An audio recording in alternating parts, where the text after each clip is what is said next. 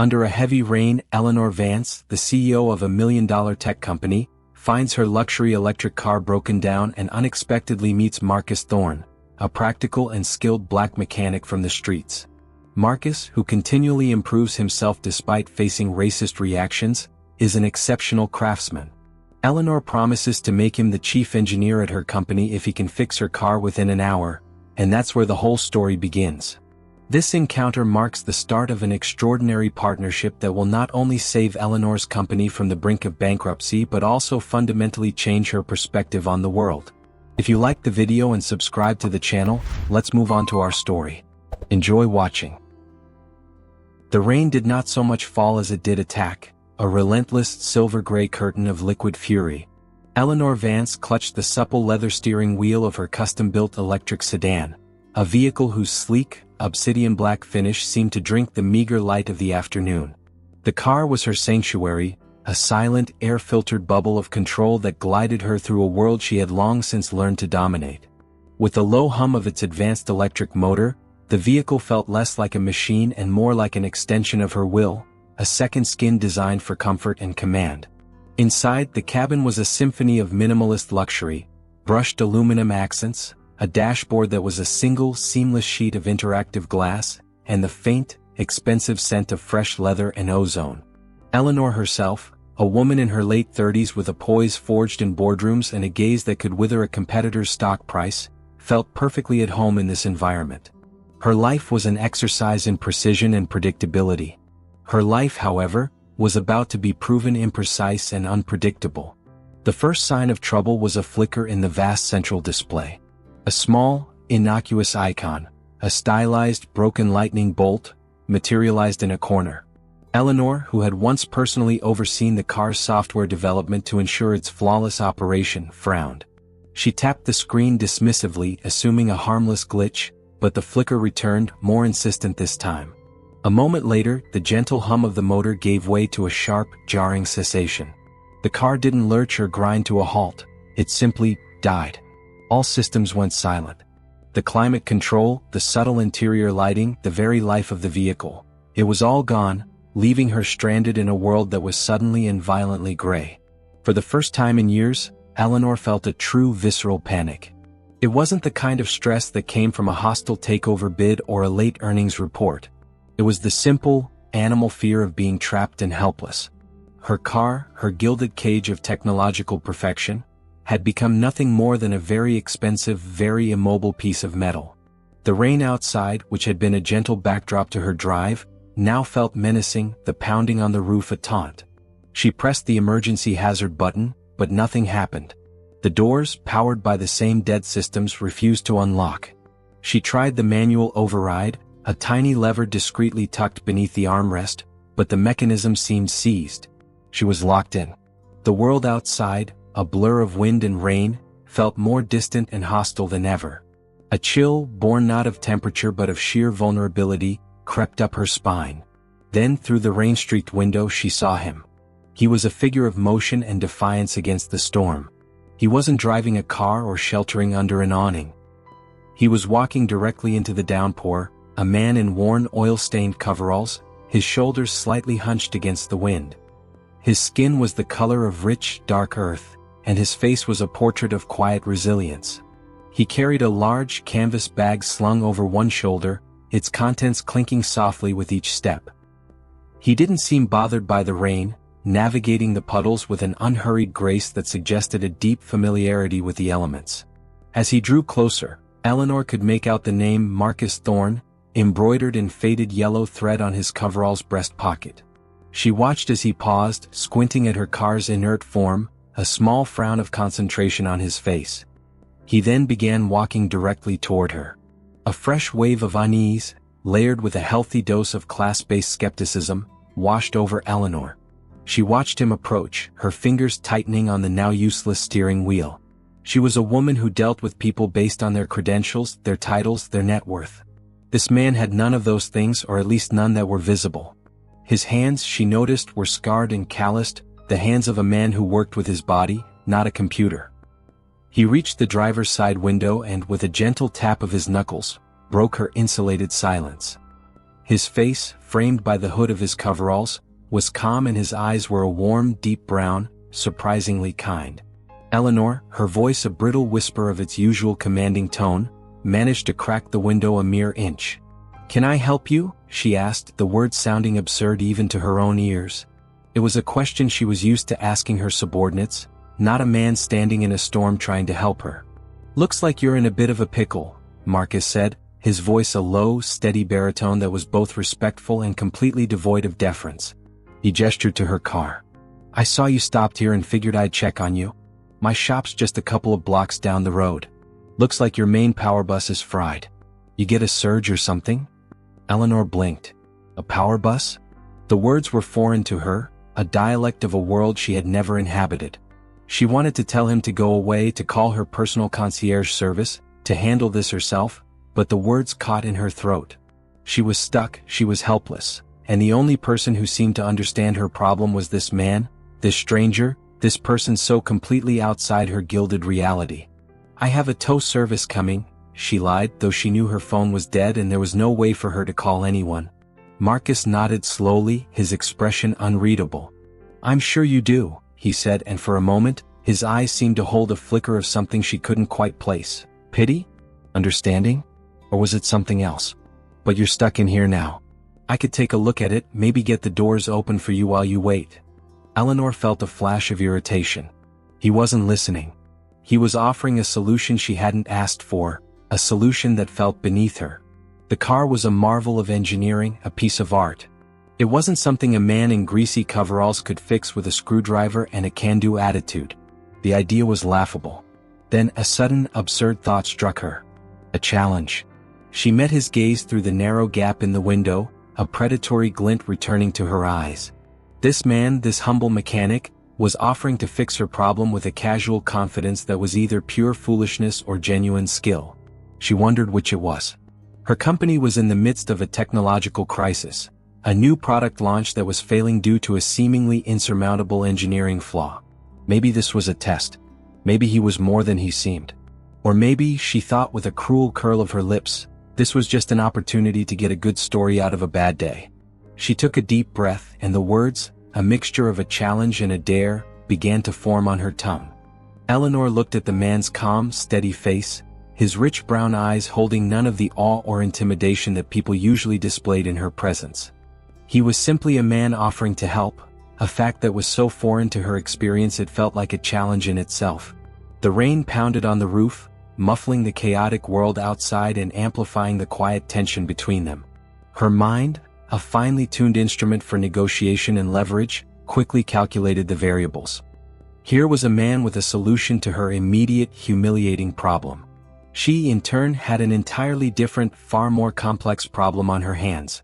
A floundering division within her company, a new project mired in a technological bug that no one, not her expensive team of engineers nor her highly paid consultants, could solve. It was a flaw in the very power bus he had so casually mentioned. The idea was audacious, borderline insane, but Eleanor was a woman who had built an empire on audacious, borderline insane ideas. She took a deep breath. "Listen to me, Mr. Thorne," she began, her voice regaining its familiar, crisp authority. "This car is a prototype, $1 million piece of technology. If you think you can fix it with a wrench and a prayer, you are gravely mistaken. It's not just broken, it's a symptom of a systemic electrical failure." Marcus simply waited, his expression unchanged.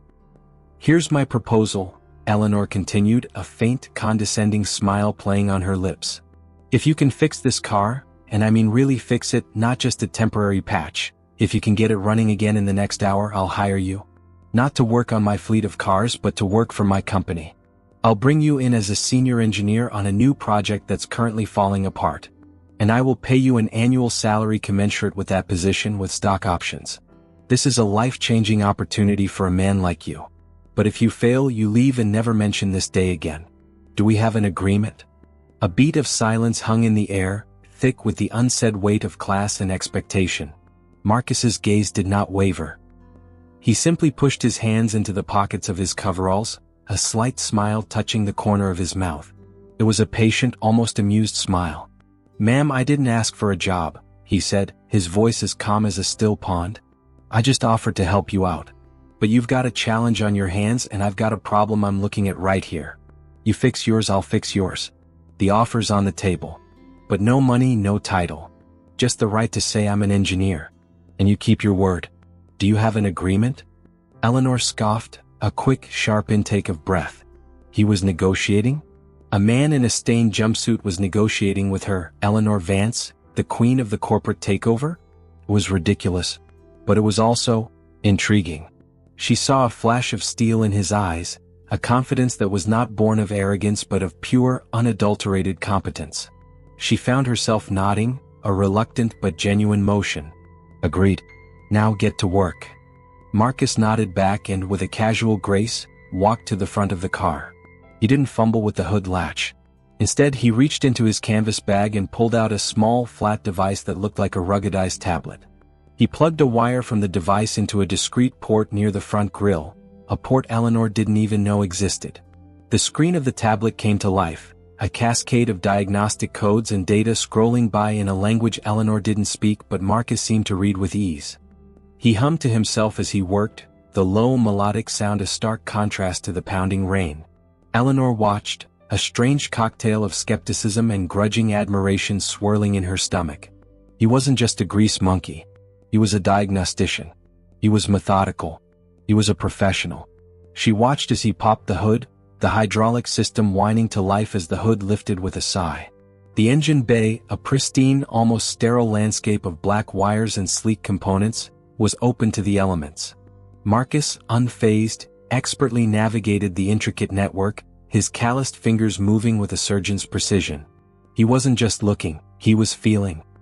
He ran his hands along the cables, testing connections, his brow furrowed in deep concentration. He wasn't just a mechanic, he was an artist of engineering. Finally he paused. He knelt down, his gaze fixed on a small, sealed box deep within the tangle of wires. He tapped the box with a knuckle, then a small hammer, and then he pulled out a screwdriver and, with a swift, decisive motion, pried the lid open. Inside, a small circuit board was black with a telltale burn mark. A single, minuscule wire had shorted out, fried by a stray drop of water that had found its way through a hairline crack in the casing.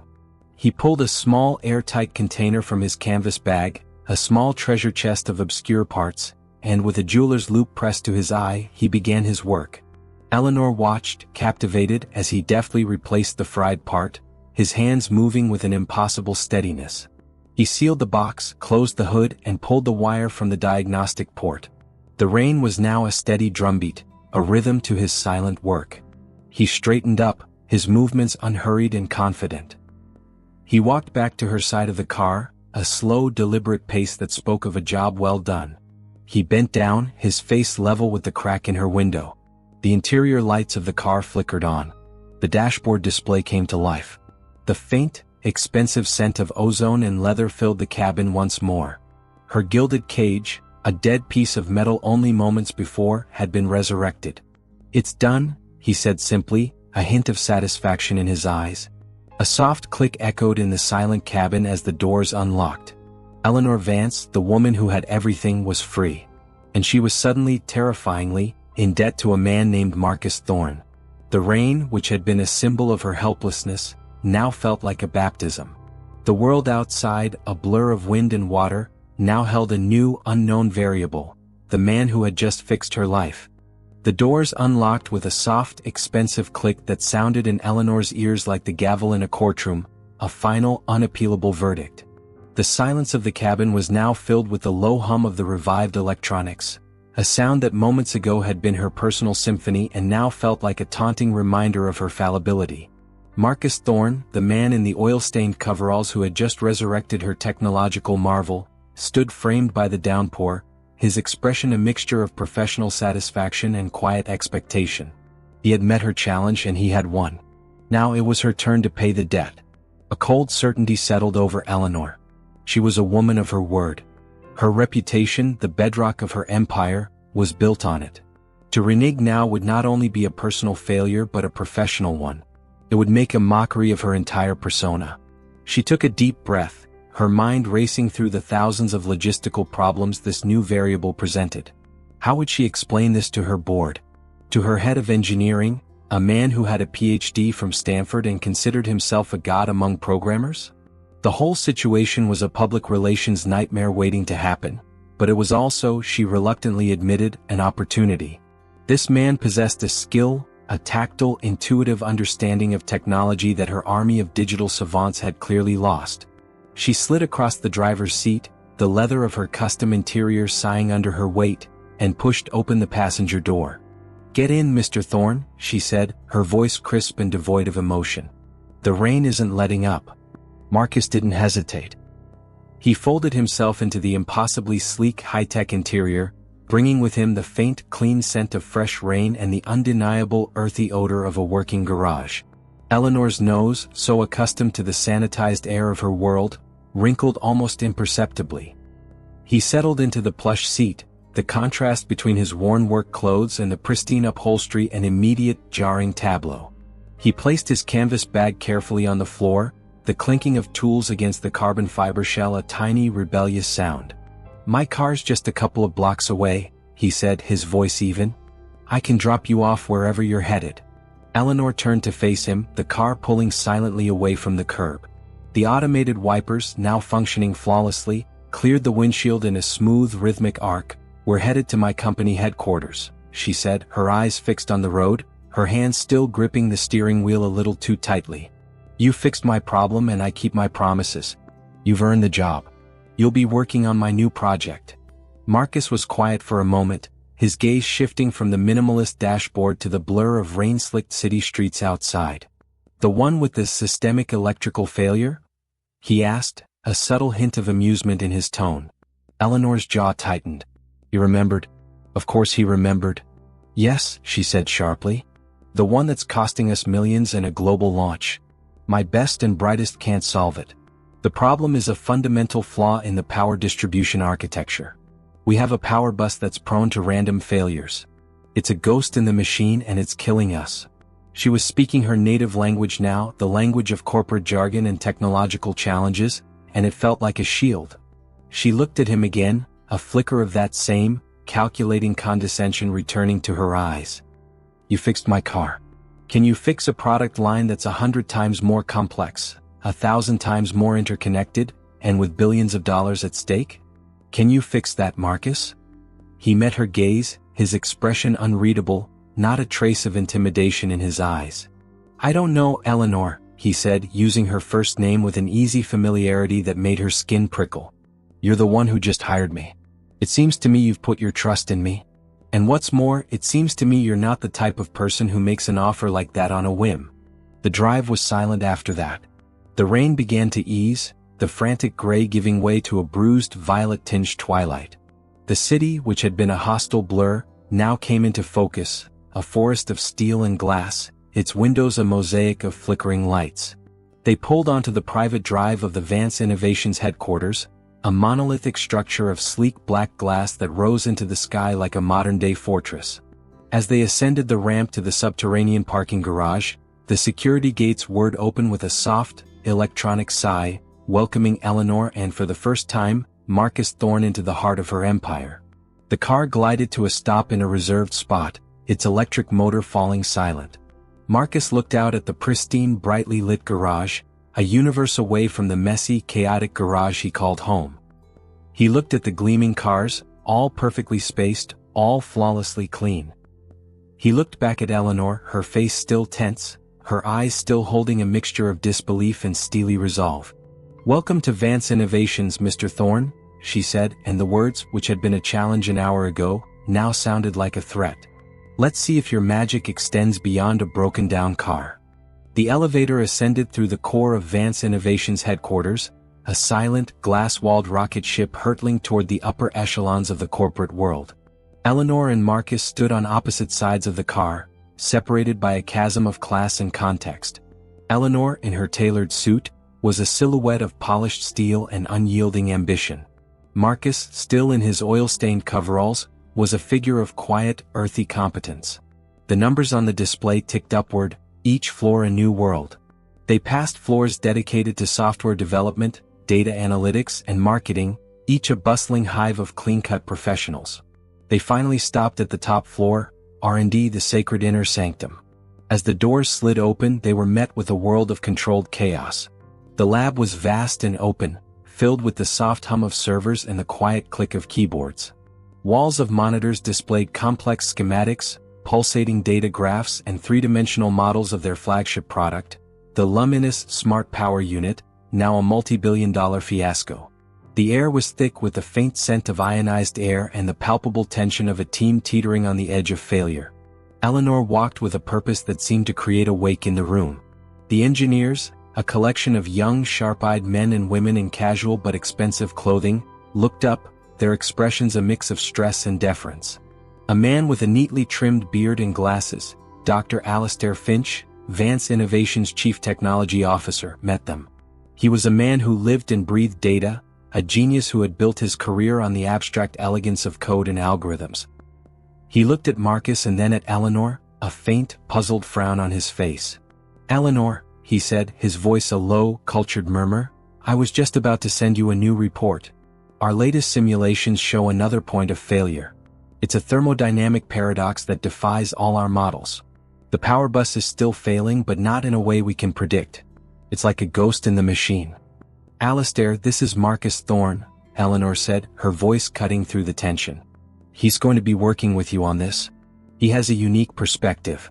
The word unique hung in the air, a diplomatic code for, "He's a mechanic who fixed my car in the rain." Dr. Finch's eyes narrowed, a flash of intellectual arrogance crossing his face. He looked Marcus up and down, his gaze lingering on the faded coveralls and the calloused hands. "A unique perspective, Eleanor? We have a team of 100 people working on this.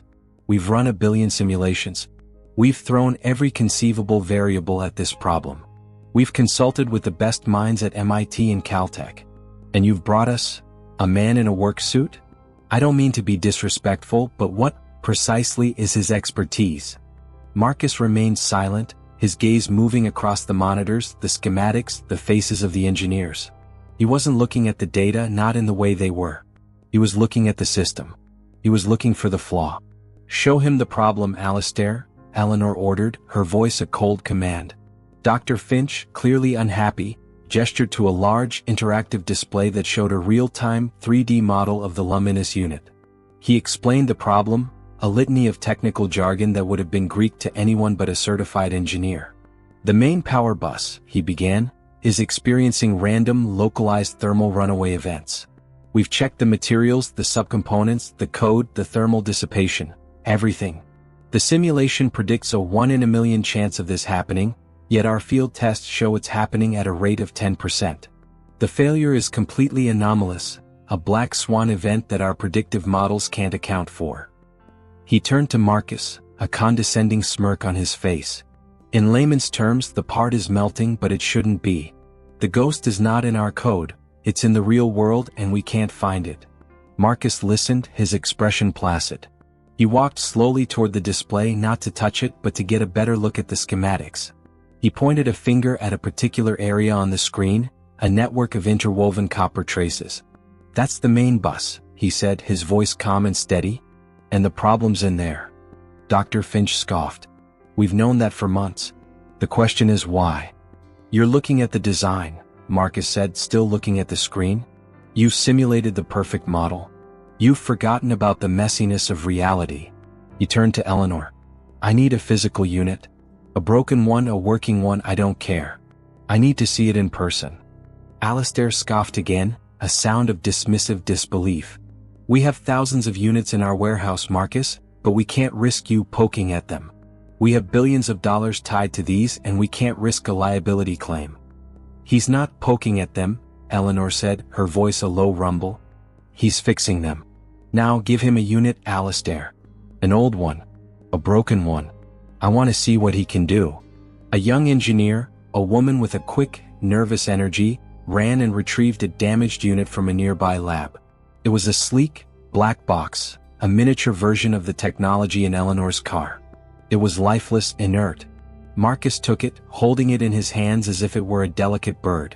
He didn't plug it into a diagnostic machine or hook it up to a series of sensors. He simply held it, his thumb tracing the smooth, cool lines of the casing. He then took a small, almost surgical screwdriver from his canvas bag and, with a confident, single motion, popped open the back plate. The engineers gasped as they saw the beautiful, intricate circuit board inside. He began to run his fingers along the copper traces, his eyes half closed. He wasn't looking at the board, he was feeling it. He paused, his fingers resting on a small, insignificant-looking point on the board. "The thermal dissipation is not the problem," he said, his eyes still closed. "The problem is the material. You're using an experimental polymer substrate that is not stable under load. It's a microfracture. The copper trace is fracturing at the point where the polymer meets the bus." Dr. Finch stepped forward, his face a mask of disbelief. "That's impossible. We ran the material through 1,000,000 tests. We did a full stress test. The polymer is flawless." "In a perfect environment maybe," Marcus said, opening his eyes and looking directly at Finch. "But in the real world you have vibration, temperature fluctuations and human error. Your polymer is too rigid. It's not dissipating the heat, it's absorbing it. The copper is flexing and the polymer is not. The fracture is a microscopic point of failure that your models are too high level to see." He then pointed to a hairline crack on the circuit board, a minuscule flaw that was invisible to the naked eye. The engineers, seeing the flaw, began to mutter to themselves. Dr. Finch's face, a second ago filled with intellectual certainty, now paled with dawning horror. Marcus hadn't just identified the problem. He had found the ghost in the machine. Eleanor stood there, watching the scene unfold, a sense of quiet triumph swelling in her chest. She had trusted her gut instinct, a feeling she had long suppressed in favor of data and analytics.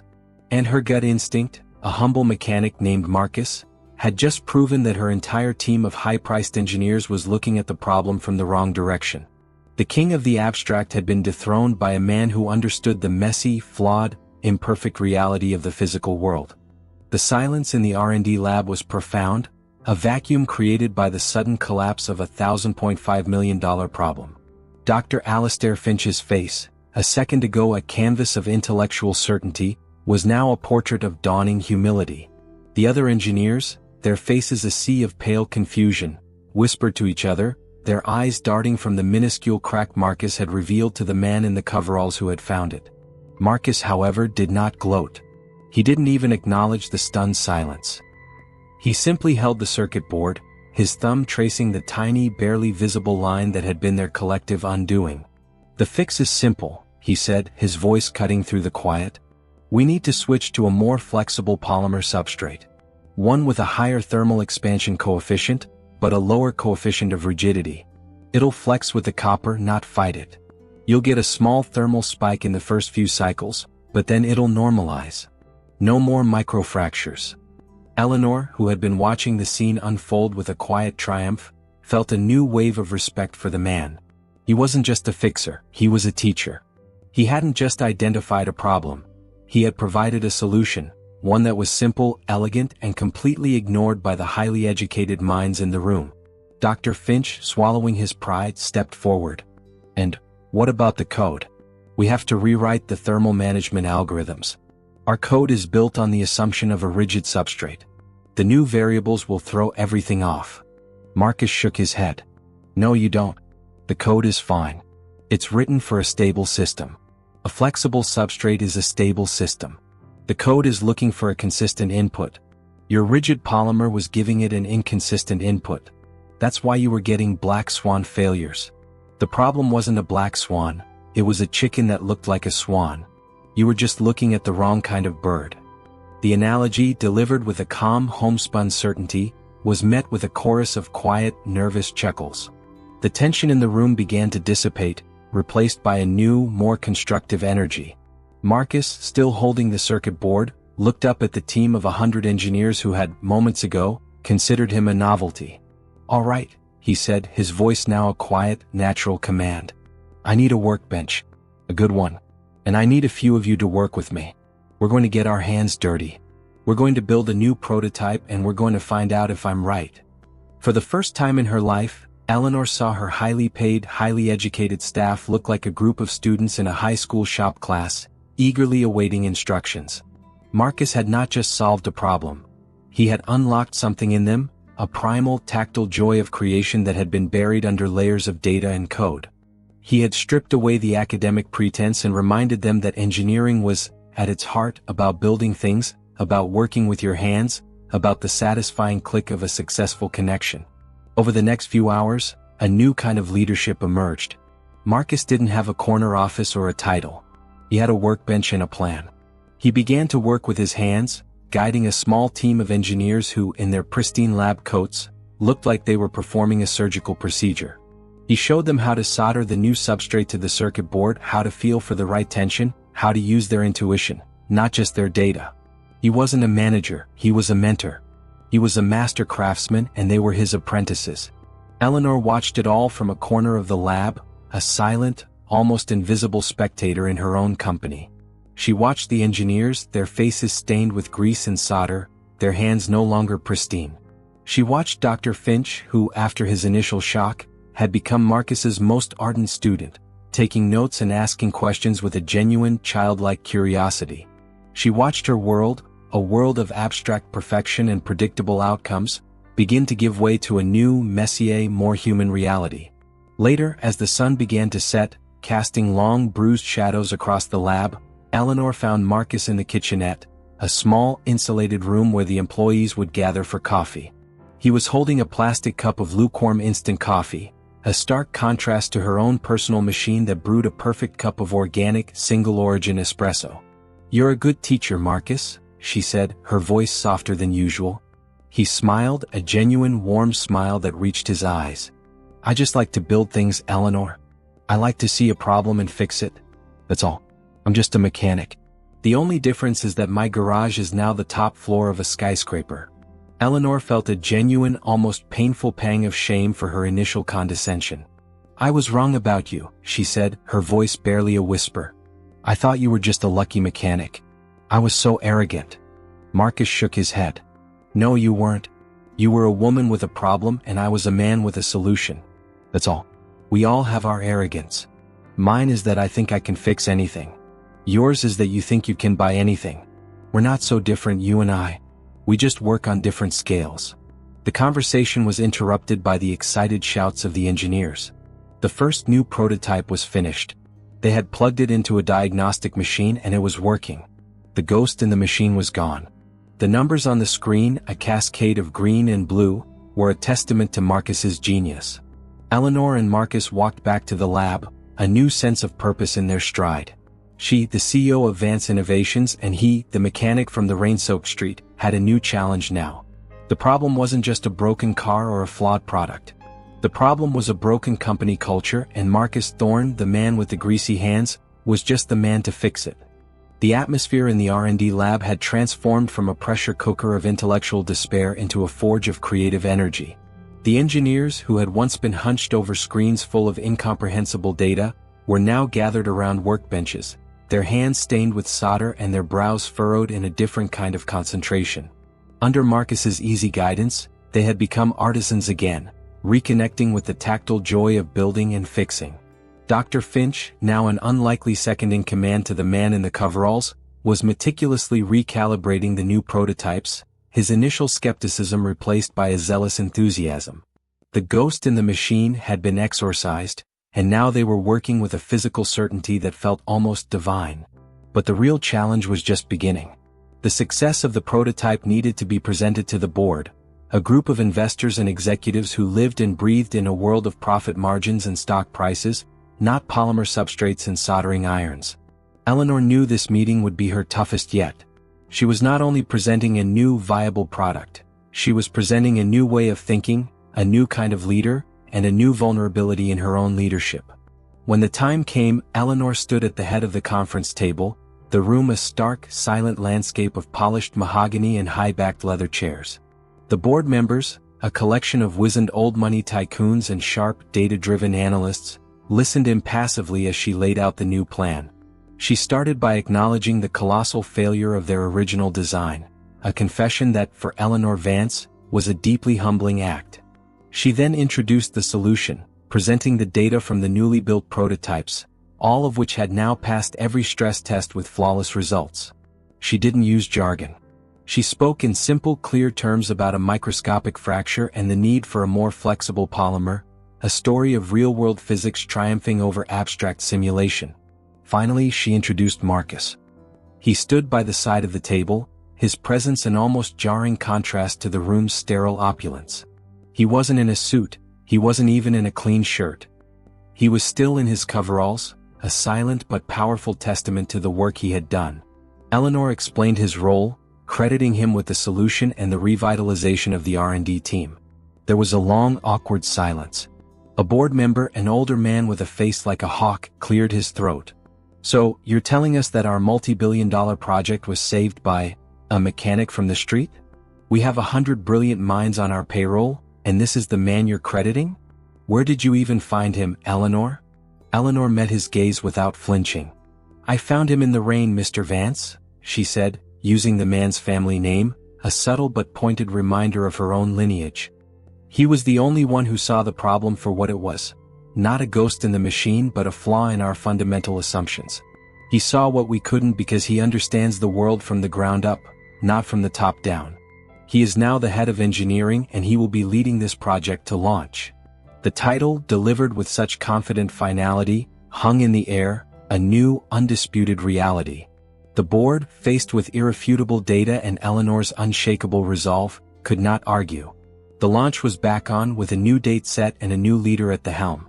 That night, long after the board members had departed and the last of the engineers had gone home, Eleanor and Marcus found themselves alone in the lab.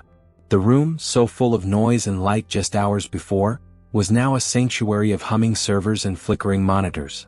They stood by a large, panoramic window, looking out at the city lights, a glittering constellation of human ambition and struggle. The contrast between her world and his had never been more stark, yet the line between them had never felt more blurred. "You gave me a real job, a real title," Marcus said, his voice a quiet murmur. "I could get used to this." Eleanor smiled, a genuine, tired smile that softened the hard angles of her face. "You earned it. You took my $1 million toy and made it work. And then you took my failing project and made it work. You're a wizard, Marcus Thorne. A grease-stained wizard." He chuckled, a low, warm sound. "It's not magic, Eleanor. It's just common sense. A lot of people, when they get to a certain point, they stop using their hands. They stop feeling the world. They start trusting the numbers more than their gut. Your team was brilliant, but they were working with a broken set of assumptions." He paused, his gaze fixed on the city below. "I used to have a garage, a small one. I loved it. I loved the smell of oil and the sound of a good engine. But my father, he wanted me to do more. He wanted me to go to a real college, get a real job. He didn't want me to be a mechanic. He wanted me to be a success story." "And you didn't want to be a success story?" Eleanor asked, her voice laced with a newfound curiosity about this man's inner world. He shook his head slowly. "I wanted to be a good mechanic. A master craftsman. To me that was a success. But I lost the garage. The rent got too high, the big chains moved in, and I just couldn't keep up. I was a man with a hammer in a world that wanted a laser beam. I thought I was done. I was just walking in the rain." A wave of quiet understanding washed over Eleanor. She too had been walking in the rain, though in a different kind of storm.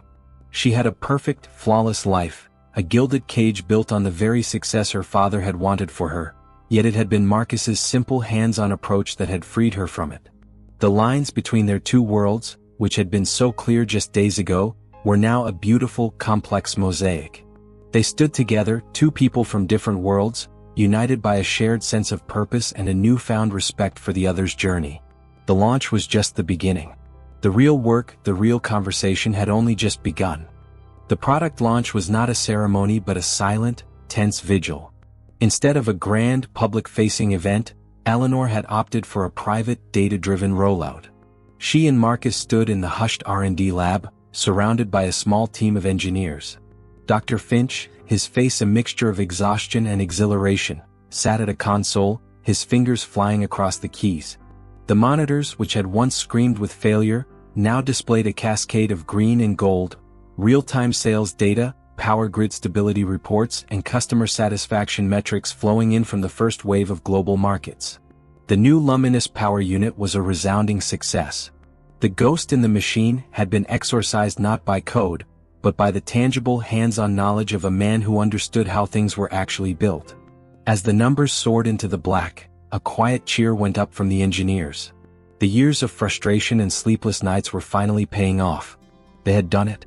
Eleanor watched them, a fierce, protective pride swelling in her chest.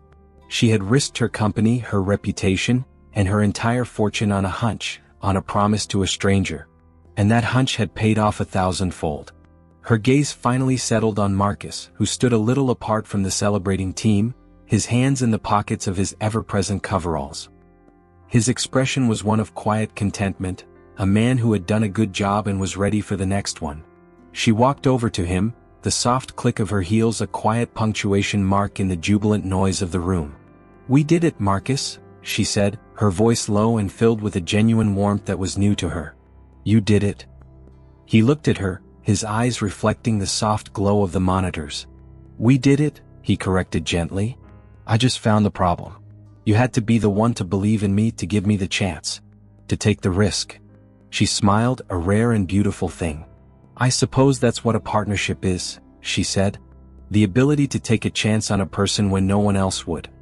The celebration continued, but Eleanor and Marcus remained in their own quiet bubble, sharing a moment of unspoken understanding. The professional respect had solidified into something more personal, a deep-seated trust that had been forged in the fire of a crisis.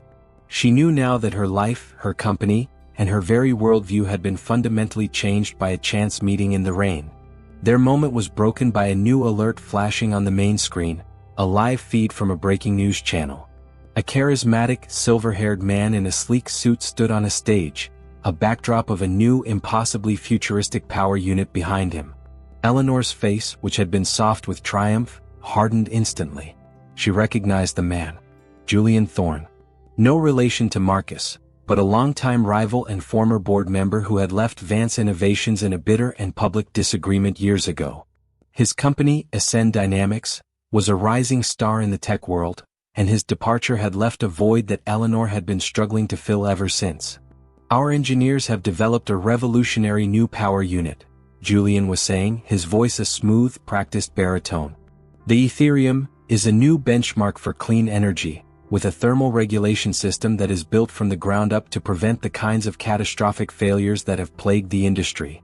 Eleanor felt a cold wave of dread wash over her. Julian was using her company's recent failure as a selling point for his own product. He was taking a direct shot at her, at Vance Innovations. The celebratory atmosphere in the lab evaporated, replaced by a fresh, chilling tension. "The Ethereum," Julian continued, holding up a pristine black box, "is a testament to pure engineering. It's built on a new carbon-neutral thermal bus that we've engineered from scratch. It is, in a word, flawless." Marcus, who had been watching the broadcast with a detached interest, suddenly stepped closer to the screen. His eyes, which had been calm and reflective, now held a sharp, focused intensity. He didn't look at Julian's smiling face or the glowing logos on the screen. He looked at the product itself, a quick, intuitive glance that was a testament to his unique way of seeing the world. His gaze honed in on a subtle detail, a faint, almost invisible ripple in the casing of the Ethereum unit. "He's wrong," Marcus said, his voice a low, hard growl. Eleanor turned to him, her eyes wide with concern. "What are you talking about? He's a good engineer, Marcus. He's a genius. His company is a threat." "He's wrong," Marcus repeated, his finger pointing to the screen. "That thermal bus is not flawless. It's too clean. Too perfect. He's using a new kind of polymer, a composite carbon fiber that is even more rigid than the one your team was using. The thermal regulation system might be new, but it's based on an old mistake. His flaw is in the subcomponent itself. It will eventually crack. It's a pressure fracture, a different kind of failure, but a failure nonetheless." The joy of their triumph was now eclipsed by a new, more dangerous storm on the horizon. The Ethereum was not just a competitor, it was a ticking time bomb. And its flaw, a flaw that Marcus had seen in a matter of seconds, could bring down not just Julian Thorne, but her entire industry. The battle was far from over. It had only just begun. The image of Julian Thorne, a man who had once been a mentor and a friend to Eleanor, now haunted the R&D lab. His flawless-looking Ethereum unit, poised to dominate the market, was, according to Marcus, a disaster waiting to happen. The flaw, a pressure fracture in the subcomponent, was a ticking time bomb.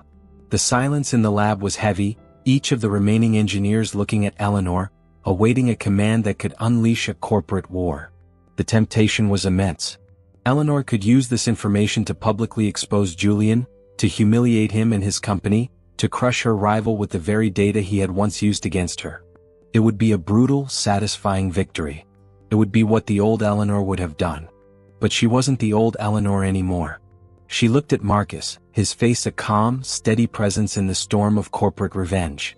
"What do we do?" she asked, the words a direct plea for guidance. Marcus shook his head slowly. "We don't go to war, Eleanor," he said, his voice quiet but firm. "We fix it. He's making the same mistake we did, just on a grander scale. He's looking at the abstract, at the numbers, and he's forgotten about the physics. If we let this go public, he won't just be a competitor. He'll be a liability and his company will be ruined. We don't want to ruin anyone. We just want to build a better product." His words struck a deep chord in her. They were the words of a craftsman, not a conqueror. They were the words of a man who valued the integrity of the work above the spoils of the war. "So what do we do then?" she asked. "We go to him," Marcus said. "We don't go to the press. We go to him with the data, with the proof. We show him the flaw. We show him how to fix it. We give him a chance to be a better engineer. We give him a chance to save his company and his reputation, and in doing so we save our own. We show the world what a real leader looks like." Eleanor looked at the faces of her engineers, and she saw not just a team of brilliant minds but a community. She saw Dr. Finch, who had swallowed his pride and learned from a man in coveralls. She saw her company, a place where the old, rigid rules of corporate life were giving way to something more human, more collaborative. She saw Marcus, a man whose hands were his wisdom. She knew that this was a different kind of victory, a harder victory but a more lasting one. The next day, Eleanor and Marcus, carrying a small, unassuming black box, walked into the pristine, modernist headquarters of Ascend Dynamics. Julian Thorne, a man whose smile could charm a room and whose gaze could cut a competitor to shreds, met them in his expansive, glass-walled office. He was flanked by his own team of engineers, a group of young, confident faces who looked at Marcus's coveralls with a barely concealed sneer. Eleanor, cutting through the pleasantries, placed the black box on the table. "Julian," she said, her voice calm and steady, "we need to talk about your Ethereum unit. We've found a critical flaw." Julian's face went white with fury. He had expected a public attack, a hostile takeover bid, a data-driven assault. He had not expected this. "This is a new low, Eleanor," he said, his voice laced with venom. "You're trying to discredit my product with a smear campaign. I should have your lawyers on the phone for this." "No smear campaign, Julian," Marcus said, his voice even. "Just a flaw. The same one we had, only worse. A pressure fracture in your thermal bus, caused by an over-rigid composite carbon fiber. It's a microscopic flaw. But it's there and it's going to fail. We can show you the data. We can show you how to fix it." Eleanor opened the black box, revealing a circuit board with a microscopic fracture, a flaw so small it was invisible to the naked eye. She then showed him the data from their own prototypes, the stress tests, the temperature fluctuations, the vibrations. She showed him the story of their own failure, a story of how a man from the street had taught them a lesson they had long forgotten. Julian, a man whose life was built on data and logic, couldn't deny it. He looked at the fracture, a hairline crack on a perfect product, and he saw the abyss of his own failure. He saw the company he had built, a company built on abstract perfection, crumble under the weight of a simple physical mistake. He looked at Eleanor and Marcus not as rivals but as saviors. The rest of the conversation was not a battle but a negotiation. Eleanor and Julian reached a quiet, private agreement. Vance Innovations would provide Julian with the new polymer substrate and the technical guidance to fix his flawed product. In exchange, Ascend Dynamics would become a key partner in the rollout of the new Luminous unit, a silent but powerful endorsement of Vance Innovations' triumph. There was no public ceremony, no press release, no victory lap. There was just a quiet, respectful resolution between two people who, at the end of the day, just wanted to build a better product. Weeks later, the Vance Innovations campus was bustling with a new kind of energy. The engineers, now a cohesive, confident team, were working on new projects, not with a sense of dread, but with a sense of joyful collaboration. Dr. Finch, now working side by side with Marcus, was developing a new educational curriculum for the company, one that emphasized hands-on learning and practical application. Eleanor watched it all from her office, her hands now tracing the smooth, clean lines of her desk, a habit she had picked up from Marcus. She had not only saved her company, she had transformed it. She had found a new kind of success, a success built not on profit and power but on partnership and integrity. Her phone rang and she picked it up, a small, genuine smile on her face. "Marcus," she said, a warmth in her voice that had not been there weeks ago. "I've got a problem. The coffee machine on my floor is broken. I'm afraid it needs a master craftsman." A low, warm chuckle came from the other end of the line. "On my way, Eleanor," Marcus said. "On my way." And the story of the mechanic and the millionaire, a story of two different worlds colliding, had become a new story, a story of two partners, of two friends, building a better world one broken machine at a time. Thank you for listening. Don't forget to subscribe to the channel and like the video.